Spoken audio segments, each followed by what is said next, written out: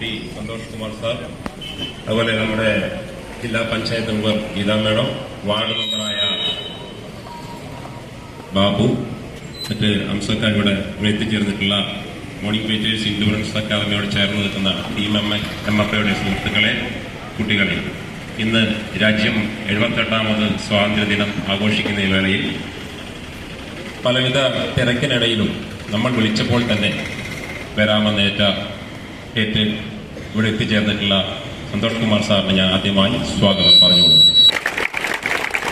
അതുപോലെ തന്നെ നമ്മുടെ ഗീതേച്ചി വളരെ എല്ലാ കാര്യത്തിലും പേരാവൂര് അറിയപ്പെടുന്ന ഒരാളാണ്. ഏത് ആവശ്യത്തിന് വിളിച്ചാലും, മോർണിംഗ് ഫൈറ്റേഴ്സ് ഇൻഷുറൻസ് അക്കാദമിയുടെ ഏതൊരു ആവശ്യത്തിന് വിളിച്ചാലും എല്ലാ പരിപാടികളും മാറ്റിവെച്ച് ഇവിടെ എത്തിച്ചേരുന്ന ഒരാളാണ് ഗീതേച്ചി. ഗീതേച്ചിയെയും ഞാൻ സ്വാഗതം ചെയ്തോളൂ. അതുപോലെ തന്നെ നമ്മുടെ വാർഡ് മെമ്പറായ ബാബു MFAയുടെ എല്ലാ പരിപാടിയും കഴിഞ്ഞ ദിവസം നമ്മളെ ദുരന്ത മുഖത്തേക്ക് പോയപ്പോൾ നമുക്ക് ഫ്ലാഗ് ഓഫ് ചെയ്തു തന്നു. എല്ലാ സഹായങ്ങളും ഏത് സമയം ചെയ്തിരുന്ന ഒരാളാണ്. ബഹുമാനപ്പെട്ട വാർഡ് മെമ്പർ ബാബുവിനെയും ഹാർദവമായി സ്വാഗതം ചെയ്തോളൂ. അതുപോലെ തന്നെ മറ്റ് അംസക്കാർ തുടങ്ങി ഒരുപാട് ആളുകൾ മോർണിംഗ് ഫൈറ്റേഴ്സ് ഇൻഡ്യൂറൻസ് അക്കാദമിയോട് ചേർന്ന് നിൽക്കുന്ന ഒരുപാട് ആളുകൾ ഇവിടെ എത്തിച്ചേർന്നിട്ടുണ്ട്. എല്ലാവരെയും ഈ അവസരത്തിൽ ഈ ഫ്ലാഗ് ഹോസ്റ്റിംഗ്, ഈ സെലിബ്രേഷൻ, ഇൻഡിപെൻഡൻസ് ഡേ സെലിബ്രേഷനിലേക്ക് സ്വാഗതം ചെയ്യുകയാണ്. നമുക്കറിയാം, നമ്മൾ വളരെ ദുഃഖത്തോടു കൂടിയാണ് ഇന്നിവിടെ നിൽക്കുന്നത്. കാരണം കേരളത്തിന് ഒരിക്കലും കണ്ടിട്ടും കേട്ടിട്ടില്ലാത്ത ഒരു ഭയങ്കര ദുരന്തം ഉണ്ടായതിനു ശേഷം നമ്മൾ ഒത്തുകൂടുകയാണ്. അതുകൊണ്ട് തന്നെ എല്ലാ സെലിബ്രേഷനും, ഇൻഡിപെൻഡൻസ് ഡേ ആയാലും അതുപോലെ ഓണാഘോഷമായാലും എല്ലാം വളരെ പരിമിതപ്പെടുത്തിക്കൊണ്ടാണ് സർക്കാർ മുമ്പോട്ട് പോകുന്നത്. ഈ അവസരത്തിൽ നമുക്ക് വലിയൊരു ആഘോഷത്തിനൊന്നും പ്രസക്തിയില്ല. എങ്കിലും ഈ ഫ്ലാഗ് ഹോസ്റ്റിംഗ് എന്ന് പറയുമ്പോൾ നമ്മുടെ സ്വാതന്ത്ര്യദിനം നമുക്ക് ജീവിച്ചിരിക്കുന്നവരെ സംബന്ധിച്ച് ഇത് മറക്കാൻ പറ്റാത്തൊരു സംഭവമാണ്, മറക്കാൻ പറ്റാത്തൊരു സംഗതിയാണ്. കാരണം അതുകൊണ്ട് നമ്മൾ 10 ആളെ ജീവിച്ചിട്ടുള്ളൂ എങ്കിൽ കൂടി ആ 10 ആളായാലും എവിടെയെത്തി, ഇനി കാശ്മീരിലായാലും ലഡാക്കിലായാലും ഏത് മലമുകളിലായാലും നമ്മളെ ഫ്ലാഗ് ഇന്ന് ഉയർന്നു നിൽക്കുക തന്നെ ചെയ്യും. അപ്പൊ അതുകൊണ്ട് നമ്മൾ ദുഃഖിച്ചിട്ട് കാര്യമില്ല. അവർക്ക് വേണ്ടി ഒരു നിമിഷം നമുക്ക് മനസ്സിൽ പ്രാർത്ഥിക്കാം എന്നല്ലാതെ ഈ പ്രോഗ്രാം നമുക്ക് മാറ്റിവെക്കാൻ പറ്റില്ല. ഓണാഘോഷം പോലുള്ള ആഘോഷങ്ങളൊക്കെ നമുക്ക് മാറ്റിവെക്കാമെങ്കിലും ഇത് നമുക്ക് ഒഴിച്ചുകൂടാൻ പറ്റാത്ത ഒരു പ്രോഗ്രാമാണ്. നമ്മുടെ അവകാശമാണ്, നമ്മുടെ റൈറ്റ് ആണ് നമ്മുടെ സ്വാതന്ത്ര്യ ദിനം കൊണ്ടാടുക എന്നുള്ളത്. അത് പരിമിതപ്പെടുത്തിക്കൊണ്ട് നമുക്ക് മുമ്പോട്ട് പോകാം. അതുപോലെ തന്നെ മോർണിംഗ് ഫൈറ്റേഴ്സ് ഇൻഡ്യൂറൻസ് അക്കാദമി ഇപ്പോൾ 7 വർഷം പൂർത്തിയാക്കാൻ പോവുകയാണ്. 2018 ആരംഭിച്ചത്. മോർണിംഗ് ഫൈറ്റേഴ്സ് ഇൻഡ്യൂറൻസ് അക്കാദമി എന്ന് പറയുമ്പോൾ പലർക്കും ഇപ്പോഴും പരിചയമില്ല.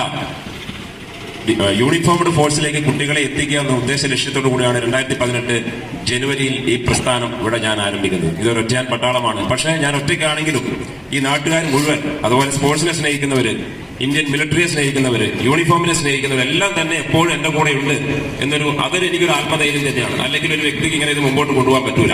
അത് നിങ്ങൾക്ക് എല്ലാവർക്കും അറിയാം. ഡിസാസ്റ്റർ മാനേജ്മെന്റ് ടീം എന്ന് നമ്മൾ കേരളത്തിൽ എല്ലായിടത്തും പോകാറുണ്ട്. നമ്മൾ മേപ്പാടിയിലും പോയി, എല്ലാ സ്ഥലത്തും പൂളക്കുറ്റിയിലൊക്കെ നമ്മൾ ചെയ്ത സേവനത്തെ കുറിച്ച് ആർമിക്കാർ തന്നെ നേരത്തെ പല പ്രാവശ്യം പറഞ്ഞിട്ടുണ്ട്. ഇവർക്ക് എങ്ങനെയാണ് ഇത്രയധികം എനർജി കിട്ടുന്നത്? ചിലർ ചോദിക്കും, ഈ കുട്ടികളെ കൊണ്ട് പോയിട്ട് എന്താണ് കാര്യം? ഇത് ഈ 18 വയസ്സിനും 23 വയസ്സിനും ഇടയിലുള്ള കുട്ടികളാണ് മുഴുവൻ ഇവിടെ നിൽക്കുന്നത്. ഇത് സൂര്യൻ ഉദിച്ചു വരുന്നത് പോലെയാണ് ഈ പ്രായം.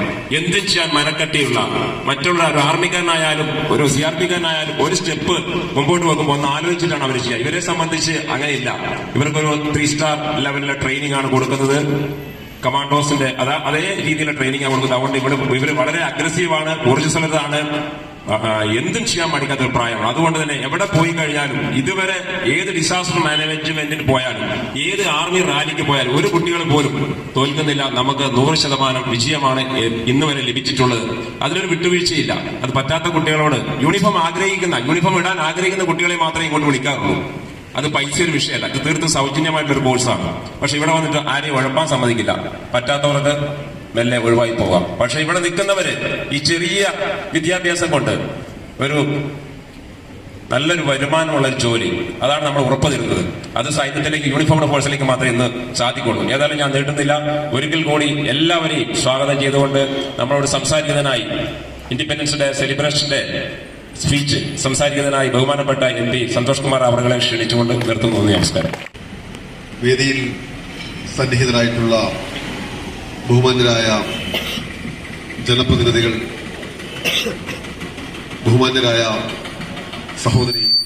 സഹോദരന്മാരെ, മോർണിംഗ് ഫൈറ്റേഴ്സ് എൻഡ്യൂറൻസ് അക്കാദമിയിലെ ഏറ്റവും പ്രിയങ്കരായ കുട്ടികളെ, രാജ്യം സ്വാതന്ത്ര്യം നേടിയിട്ട് 77 വർഷം പൂർത്തിയാവുന്ന 78ാം സ്വാതന്ത്ര്യദിനം ആഘോഷിക്കുന്ന അതിമഹത്തായ ഈ വേളയിൽ ഇവിടെ വരുന്നതിനും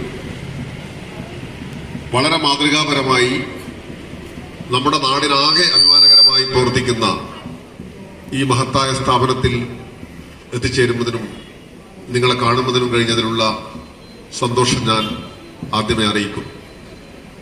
നിങ്ങളേവർക്കും മഹത്തായ ഈ ദിനത്തിന്റെ ആശംസകൾ ഞാനും കൂടെ പങ്കുവെക്കുകയാണ്. ഇവിടെ ലക്ഷക്കണക്കായ ഭാരതീയരോടൊപ്പം നമ്മൾ ഇന്ന് ഈ ആഘോഷത്തിൽ പങ്കുചേരുന്നു.